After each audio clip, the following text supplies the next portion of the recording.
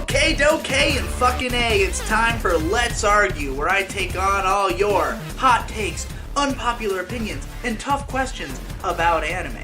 It's a ripoff of a show that Anthony Fantano does, but I'm an anime guy, so it's a little bit different.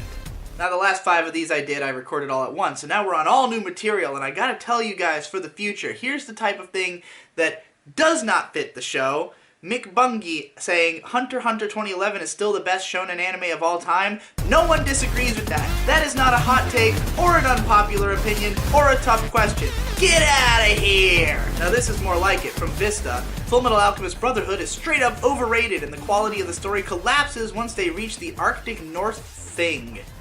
I don't know if I think the quality of the story collapses once they get there. I really kind of remember Fullmetal Alchemist being pretty consistent all the way through. I don't remember feeling like the story suddenly went downhill. There are a couple of moments where the characters just kind of like stand around and think about the plot until they figure out what they need to do to continue it, and it's a little convenient. I would say that's the worst thing that really happens in the story. Personally, I'm a big fan of the way that it all builds into this insanely long climax that resolves everything possible. I really enjoy the ending part of the series.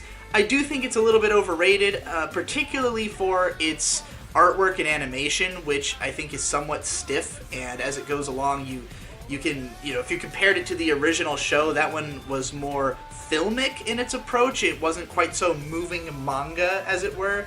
But, Fullmetal Alchemist Brotherhood, I think it's completely reasonable for it to be as beloved as it is, especially in the West, because it basically does everything that the average anime fan wants. I wrote a post about this way the fuck back in, 2010. Go search My Sword is Unbelievably Dull, Fullmetal Alchemist Brotherhood. Evo Morgado says, Konosuba's humor is extremely repetitive and predictable. I don't entirely disagree with you. I started to have a problem with Konosuba in Season 2, where I felt like it was kind of getting a little redundant. I mean, the show is at its best when it does have new ideas, and I don't think it ever stops having them entirely, but it's definitely at its worst when it's resting on its laurels and just kind of, using the same very basic jokes that sort of are the core of each character's personality. Waffle Got Toasted says, good writing won't fix a bad production, but a mind-blowing production can save bad writing. Ooh, I don't know if I agree. I feel like I've seen shows where the production is less than incredible. I mean, it really depends on what aspect of production you're talking about. Because, let's say we talk about the original Trigun anime. The design sense is really strong. Even though there's not maybe the best animation or the art isn't always on model, the sort of, feel of the show is very well realized. So maybe you could still call it a good production. It's hard to say. I don't know if I've seen a show where no element of production was good, but it still had an amazing script, and that made me love it.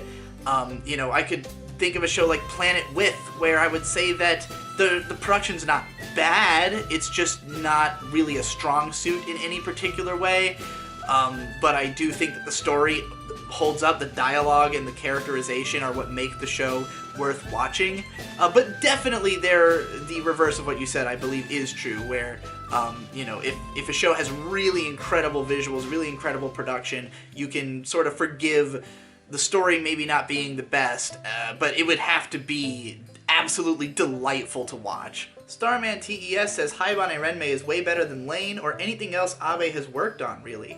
I don't know how unpopular of an opinion this is. I mean, way back at the end of 2009, all of the anime bloggers had made their top 50 of the decade lists, and when this one site called Aqua Blue Sweater, I think, who is a statistician who made a bunch of charts out of other people's charts, and he had congregated all of the top 50 lists of the decade, and the number one across all the lists was Haibane Renmei. It was the most liked show of all anime bloggers of the entire of the 2000s. So yeah, I don't know if it's underrated.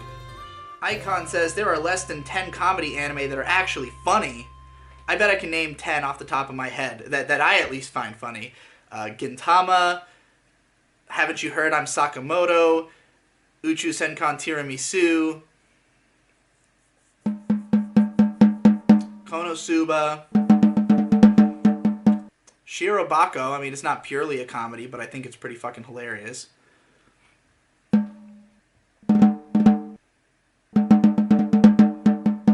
Ichigo Marshmallow.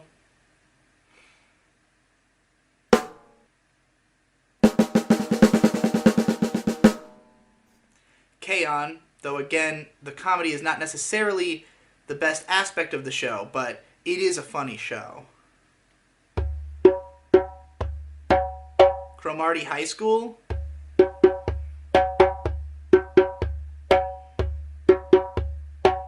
Full Metal Panic Fumofu. I haven't seen it in a long time, but I remember it being pretty fucking funny.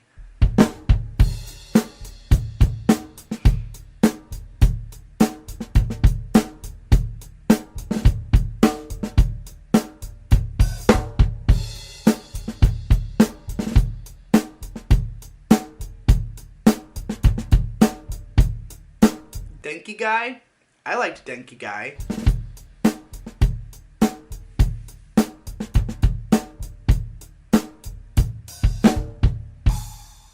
That's 10 off the top of my head, and I swear that the gaps between those jump cuts were not that long. Lol, this guy has an anime avatar, says there's not enough unique sports anime coming out, either in themes or subject matter. Most of them are stuck within the shonen genre and fail to innovate.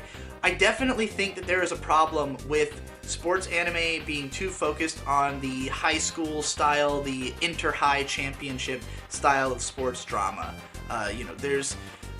I've made the distinction before between like career sports anime like Hajime no Ippo and Baby Steps, and then the high school ones like Kuroko's Basketball, Haikyuu. I think that maybe the success of those shows and other stuff from before like Prince of Tennis, which I actually don't know if it falls under this category because I haven't seen it, but you know, the popularity of the shonen sports ones has caused imitators to spring up in their wake.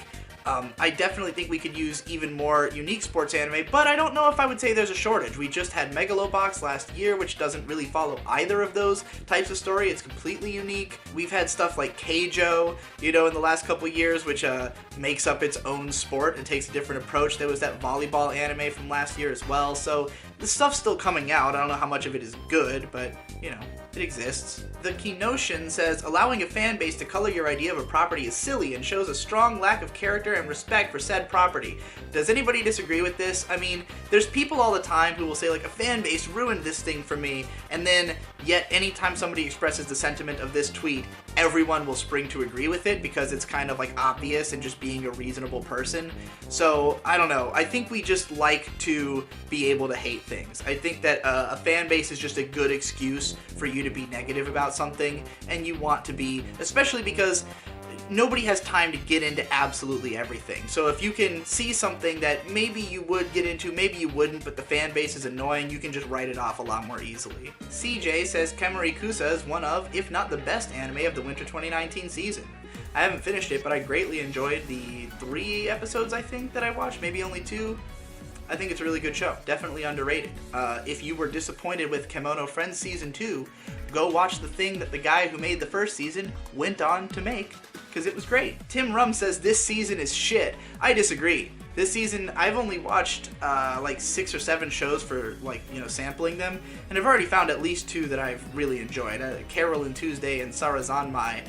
Both of which I was looking forward to, since Shinichiro Watanabe and Kunihiko Ikuhara are 2 of my favorite directors, and they very rarely make shows, so, getting a season with both of them, I can never consider that to be a negative, Icon says, anime that its main point is mecha are shit.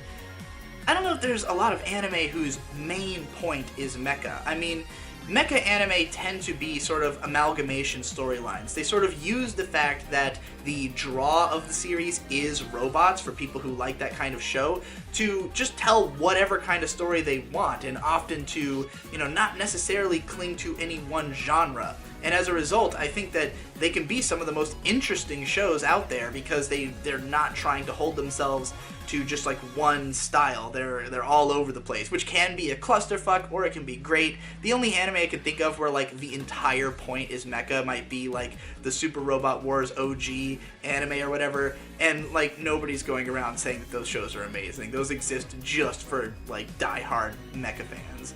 Jeff says, any anime with the source material is either 1, an ad for the source material, or 2, fan service for fans of the source material. Therefore, anime-onlys aren't entitled to a higher quality product than the source material or a spoiler-free environment. Ooh, interesting. I mean, I don't think anybody's entitled to a spoiler-free environment. I think that people are pissy babies about spoilers. If you really care, you have every opportunity to not put yourself in the line of sight of spoilers.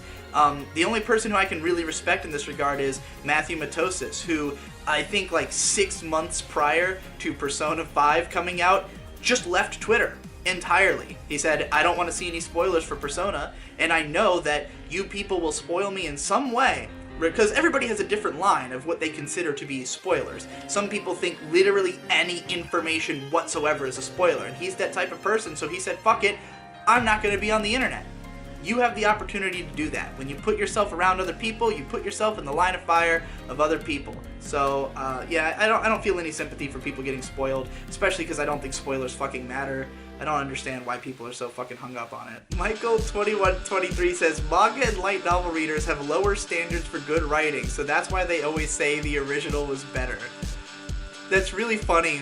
I mean, light novels are generally pretty poorly written, so it's I don't want to completely take exception to this, but I think that more often it's that they value the details. They value the things that don't get translated to animation, and inevitably there's going to be a difference, because something like the voice of the narrator of the novel is not often going to be translated into the screen when they decide to just show you things. And you know, whereas sound and light can provide you with literally the visual and sonic elements of a story, something like smells are not easily conveyed through animation, and you don't often have characters like thinking about the way something smells in a way that maybe if a character walks into a room in a novel, they might describe the scent. And so that's something that you're missing when you transition to the other medium. So I think that there is definitely more of a fullness that tends to come from text-based media. It can appeal to all the senses just by describing them to you in a way that would be clumsy to translate into animation. Some people have found unique ways to work elements of a story that you wouldn't think would work in animation into it, such as the Monogatari series very famously, even though some of it was just flashing text on screen from the light novel.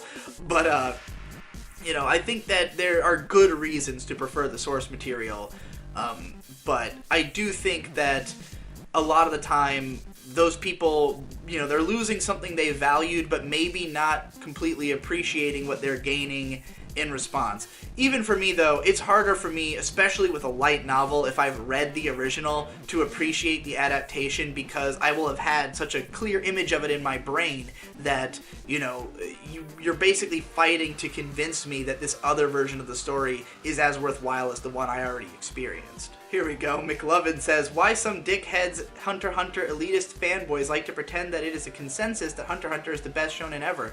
An absolute masterpiece that will never be surpassed. I mean, aren't One Piece, Full Metal Alchemist, Slam Dunk...